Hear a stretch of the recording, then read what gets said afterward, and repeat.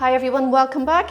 I have a couple of overripe bananas here and I don't want them to go to waste, so I'm going to make a banana bread. With this particular banana bread, I'm going to include some dark chocolate chips, and I've also got Aldi's biscuit spread, which is very similar to Biscoff spread, only cheaper, and it's just as nice. So I'm going to include some of that too. It's a lovely recipe. I know the kids are going to love this one.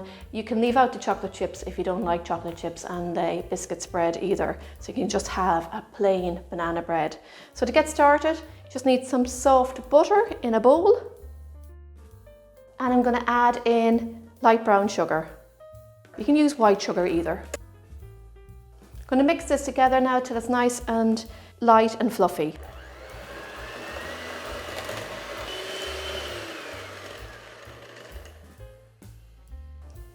That's perfect now. Into here I'm going to add 2 eggs and I'm going to just whisk them up before I add them. Get them in there. A teaspoon of vanilla extract, some sour cream. If you don't have sour cream, you can use yogurt, and my mashed up banana. Mix everything in. Great. Add in the self-raising flour and baking powder and fold it in. That mixture is perfect. Into here I'm going to add in dark chocolate chips. You can leave them out if you prefer a plainer version.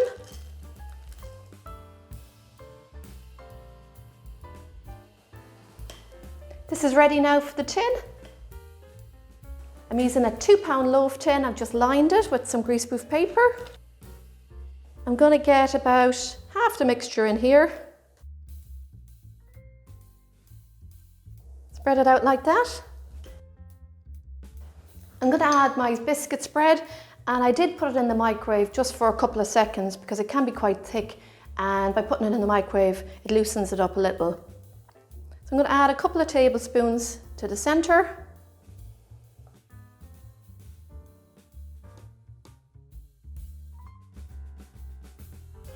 And now I'm going to put the rest of the mixture on top.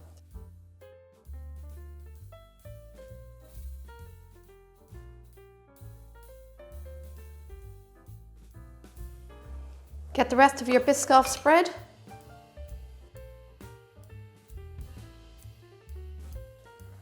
And I'm going to swirl it in now, just like that, right down to the bottom. Great.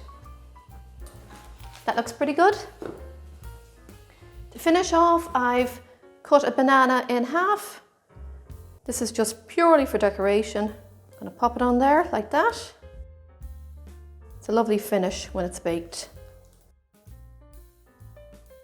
And there you have it, everyone. My banana bread is ready for the oven now, and it's going to need about 50 to 55 minutes in the oven.